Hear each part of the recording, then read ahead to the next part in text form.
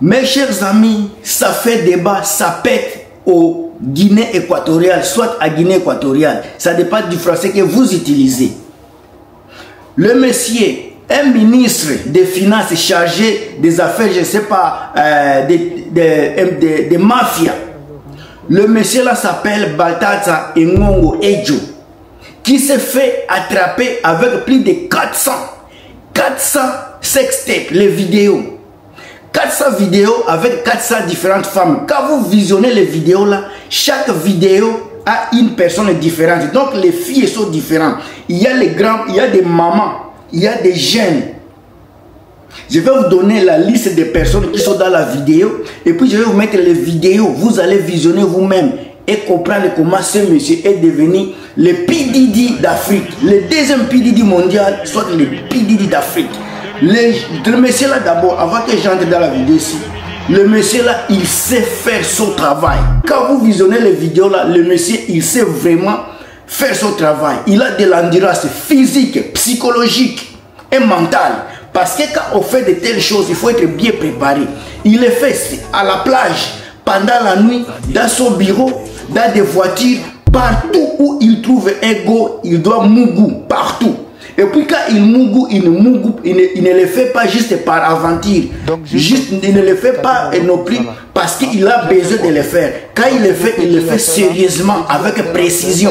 Il a de l'endurance, comme moi. Alors, parmi les personnes impliquées dans les vidéos, dans les 400 vidéos, figurent les personnalités influentes, notamment l'épouse du directeur général de la police.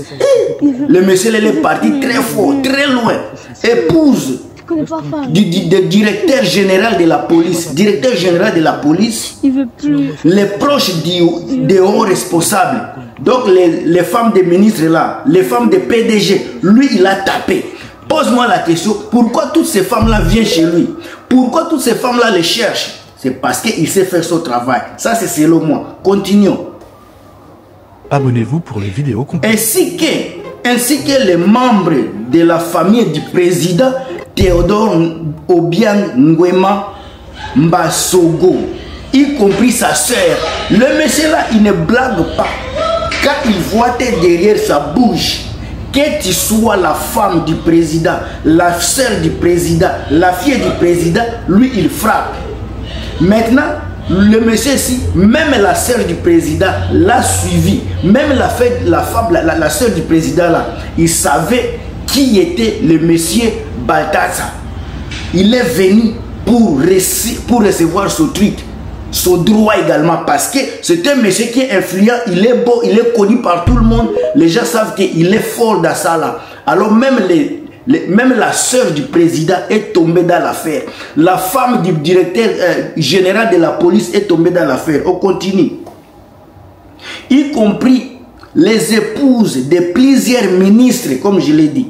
Plusieurs ministres du gouvernement apparaissent également dans les enregistrements. Donc le monsieur ici, au lieu de mougou sans faire des vidéos, pour lui, c'est comme si c'est des fétiches. Il est envoûté par les caméras. Il veut toujours frapper avec les caméras. Donc, il veut s'assurer qu'il a vu tout. Après avoir mougou, il doit retourner à la maison, visionner la vidéo pour voir s'il a bien travaillé. S'il n'a pas bien travaillé, peut-être il va faire les matchs retour. Mais ce qui est sûr, qu'il a frappé même les femmes des ministres. Même la sœur du président, il a tapé. Il est parti sur ça là. Alors, je suis presque à la fin, on continue. Les vidéos révèlent des rencontres dans différents lieux, comme je vous ai dit, dont le bureau de Baltazar Ngonga lui-même, où l'on aperçoit parfois les drapeaux nationaux en arrière-plan. Même dans son bureau, lui, quand il vient, il tape. Si c'est moi qui a des belles fesses, des belles rondelles, il frappe. Donc celui-là, bien que les enregistrements semblent avoir été réalisés de manière consensuelle, donc les enregistrements semblent être enregistrés d'une façon, soit d'une manière consensuelle. Donc ils se sont attendus. Ce n'est pas qu'il enregistrait à cachette. Même la sœur du président, là, il savait. Même les enfants, les femmes des ministres, les enfants des PDG, les femmes des PDG, les personnes publiques là, qui travaillaient dans les gouvernements, dans les ministères, là, ils savaient, ils étaient conscients. Ils se sont attendus, ils se sont mis d'accord pour enregistrer tout ce qu'ils étaient tentés de faire dans la vidéo. Leur diffusion en ligne a suscité une onde de choc dans le public et a entraîné une intense couverture médiatique. Donc, on parle de ça partout. Ce n'est pas seulement chez moi. On en parle partout, partout, partout. Alors, pour conclure, on a dit ceci. Le procureur général de la Guinée équatoriale, Nzanga Ngwema, a réagi précisément que selon les lois en vigueur, les relations consensuelles sans coercition ne constituent pas un crime. Donc, comme il y avait un consentement entre les femmes là et le monsieur, ce n'est pas un crime. Donc, il n'y avait pas quelqu'un qui a violé quelque chose. Donc, c'était un consentement. Ce sont les femmes qui, lui, peut-être, il les a parlé et elles ont accepté. Elles sont venues et elles se sont mis d'accord pour faire les enregistrements des vidéos là. Donc, le monsieur là, il n'a pas de problème. Ce n'est pas son problème. Lui, il a fait son travail. Les gens lui ont donné ce qu'il avait besoin. Ok. Cependant, il a exprimé des préoccupations quant au risque pour la santé publique associé à cette affaire et a insisté sur l'importance de créer un climat où les victimes se sentent en sécurité pour signaler tout quand à rencontre non consensuelle ou d'abus. Ça, c'est autre point. Maintenant, s'il y a les gens qui n'ont pas été, où il n'y avait pas un consentement, il les a pris par force. C'était un abus, soit il a utilisé sans autorité pour abuser les femmes. Il faut que les femmes là puissent partir, l'exposer, soit se prononcer. Alors, Nzanga Ngwema, qui est le procureur général, a également évoqué les risques potentiels de transmission des maladies sexuelles transmissibles dans le contexte des activités présumées de Bataza et Ngonga, soulignant ainsi la nécessité d'une réponse rapide et appropriée au gouvernement. Maintenant, le vice-président également, j'ai lu ça quelque part, le vice-président Théodore Nguema Obiang, il a dit ceci, il va licencier toute personne qui travaille dans les fonctions publiques, que ce soit les ministères, toute fonction publique, toute personne qui a été impliquée dans cette affaire-là, puisque ça n'honore pas la dignité et la fonction publique, ça n'honore pas. Alors, mes chers amis, surtout, vous voyez ce monsieur-ci, plus de 400 femmes, il n'y a aucune femme qui a méprisé le monsieur parce qu'il a couché avec plus de 200. Il n'y a personne. Encore, il était marié. Ces femmes ici, ils savaient qu'il était marié, mais ils ont accepté à suyer leur foyer et ils étaient mariés également. Ils ont accepté cela juste pour... Quand les femmes sont bizarres, hein? Toi tu as un mari, tu as les enfants, tu es femme de ministre, femme de directeur général de la police, tu manques quoi? Tu veux te souiller. Maintenant quand le monsieur là saura que tu as couché avec ce monsieur là, tu t'attends à quoi? On va te chasser dans la maison. Encore en Afrique, je ne sais pas comment les lois fonctionnent en Guinée équatoriale. Si les lois de la Guinée équatoriale ne fonctionnaient pas comme les lois occidentales, donc tu vas être chassé de la maison. Si tu n'avais pas d'économie, tu n'avais pas d'épargne, tu vas quitter comme tu étais venu. Une femme de ministre, on t'a donné tout ce dont tu avais besoin. Si tu n'étais pas content dans la maison, si les ministres ne travaillaient pas comme il fallait, ils ne te donnaient pas ce dont tu avais besoin, pourquoi ne pas divorcer et aller faire ta vie qui va te plaire au lieu de suyer ta famille? Maintenant, regarde, vous les femmes des ministres là, les femmes de la police, vous les femmes des PDG et les femmes qui travaillent là-bas, les vidéos sont là.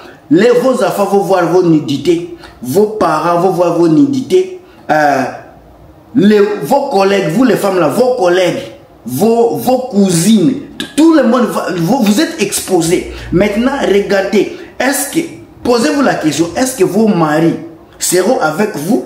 S'il y avait par exemple la maladie, dans tout ça là, s'il y a de la maladie, Et la façon dont le monsieur là frappait les femmes ici, il les faisait plier.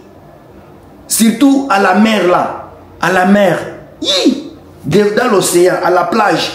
Quand la tempête, les tempêtes, les vagues d'eau venaient, ça frappait leurs pieds. Mais le monsieur là, il ne stoppait pas, il était en train de frapper, jusqu'à ce que la femme pleurait, la femme criait. Et ce n'est pas seulement une femme qui criait. Presque sur toutes les vidéos, je n'ai pas visionné tout, j'ai visionné peut-être 10, puisque ça ne m'intéresse pas. J'ai visionné 10 et j'ai abandonné. Mais toutes les 10 vidéos, que tu sois âgé ou jeune, toutes les femmes criaient. Donc c'était une catastrophe. Imaginez-vous 400 femmes. Et si le monsieur là était maladif, maintenant ces femmes-là, si vous aviez un consentement de vous visionner, vous êtes sorti avec combien de personnes à cachette? Maintenant, vos femmes, les ministres là qui sont là, le directeur général de la police qui est là, il regarde sa femme, il va se poser la question, combien d'hommes tu es sorti avec? Parce que ça, c'est ce qu'on a vu. Et alors, ce qui est caché, ce qu'on ne connaît pas.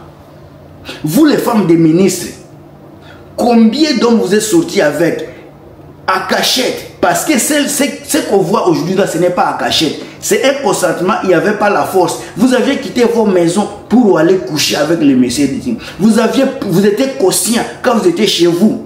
Vous aviez pris la douche, vous vous êtes habillé, vous avez changé vos slips, prendre la voiture pour aller. Donc vous étiez parti avec conscience que vous allez coucher avec quelqu'un.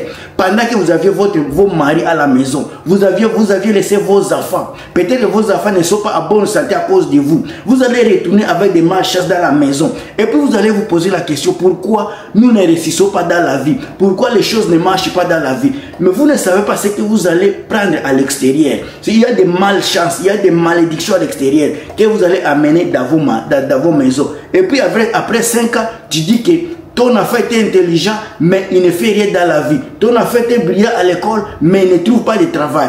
Tu ne vois pas que tu es en train de maudire tes enfants à cause de ceci. Si tu veux coucher avec